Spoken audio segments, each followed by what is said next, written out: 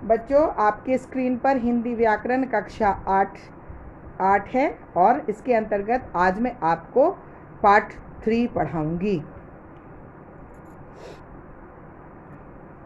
अब आपके स्क्रीन पर पार्ट 3 शब्द विचार नज़र आ रहा है।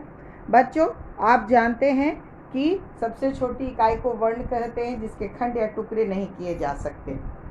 वर्णों के सार्थक समूह को शब्द कहते हैं।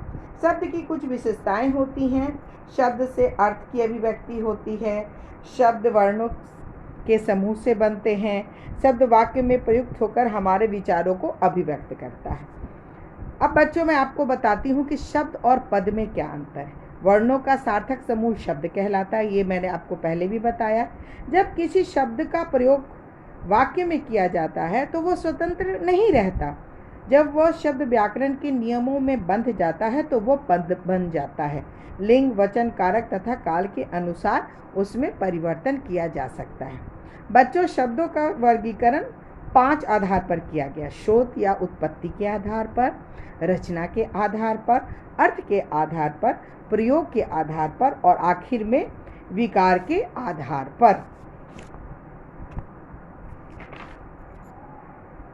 सबसे पहले बच्चों, मैं आपको बताती हूँ स्रोत या उत्पत्ति के आधार पर।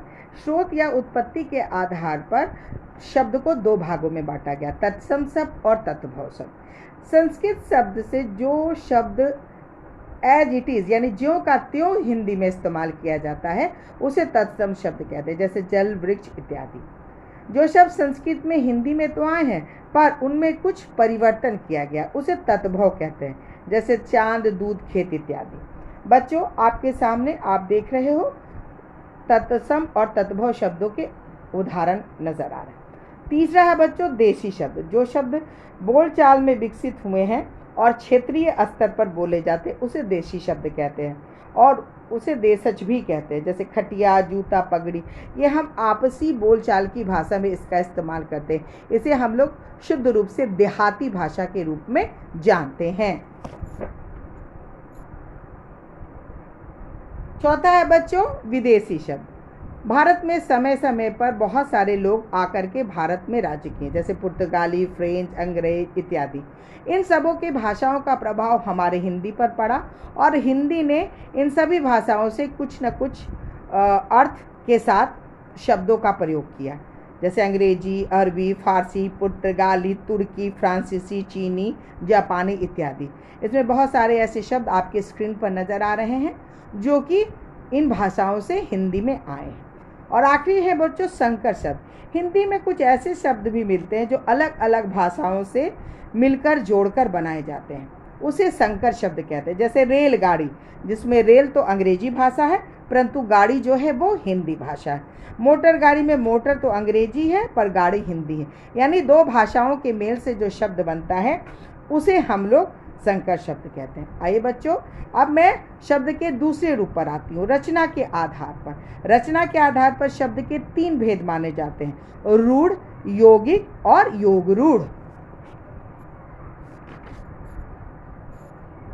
बच्चों, रूढ़ शब्द जो परंपरा से चली आ रही है और जिसके खंड या जिसको विभाजित नहीं किया जा सकता वो रूढ़ शब्द कहलाता है, जैसे रात, सुबह इत्यादि।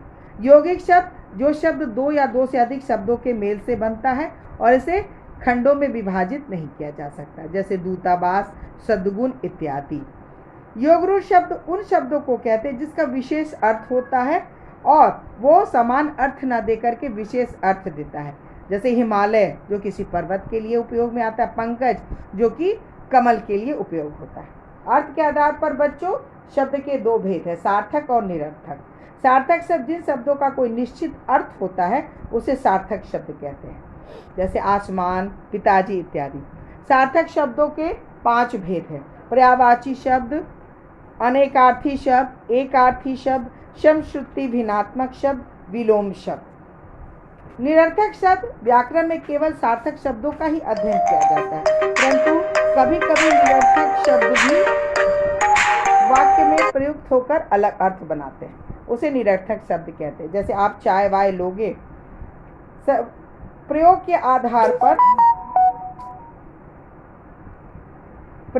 आधार पर शब्द के 9 भेद हैं। संज्ञा, सर्वनाम, क्रिया विशेषण, क्रिया विशेषण, संबंध बोधक, समुच्चय बोधक, विस्मयादि बोधक, निपात इत्यादि। बच्चों, इसको दो शब्दों के अंतर्गत बांटा गया है, विकारी शब्द और अविकारी शब्द। जिन शब्दों में रूप, लिंग, वचन, कारक या काल के अनुसार परिवर्तन हो जाता है उसे विकारी शब्द कहते हैं। संज्ञा, सर्वनाम, विशेषण और क्रिया विकारी शब्द है। अविकारी शब्द जिनका स्वरूप कभी नहीं बदलता और वो सामान्य रूप से प्रयोग में लिए जाते हैं और जिसे हम अव्यय भी कहते हैं। क्रिया विशेषण, संबंध बोधक, समुच्चय बोधक, विस्मयादि बोधक और निपात, ये सभी अविकारी शब्द हैं। अब बच्चों, आप हरे रंग पर आपके स्क्रीन पर जो मैंने अध्याय पढ़ाया उसके कुछ महत्वपूर्ण अंश हैं। जैसे वर्णों के सार्थक समूह को शब्द कहते हैं। शब्द का जब वाक्य में प्रयोग होता है तो वो शब्द पद कहलाता है। उत्पत्ति के आधार पर शब्द के 5 भेद हैं, तत्सम, तत्भव, देसी, विदेशी और संकर। रचना के आधार पर शब्द के 3 भेद हैं, रूढ़, यौगिक तथा योग रूढ़। अर्थ के आधार पर शब्द के 2 भेद हैं, सार्थक और निरर्थक। प्रयोग के आधार पर शब्द के 9 भेद हैं, संज्ञा, सर्वनाम, क्रिया विशेषण, संबंध बोधक, समुच्चय बोधक, विस्मयादि बोधक। और विकार के आधार पर शब्दों के 2 भेद हैं, विकारी तथा अविकारी शब्द। अब बच्चों, आपकी स्क्रीन पर कुछ प्रश्न नजर आ रहे हैं।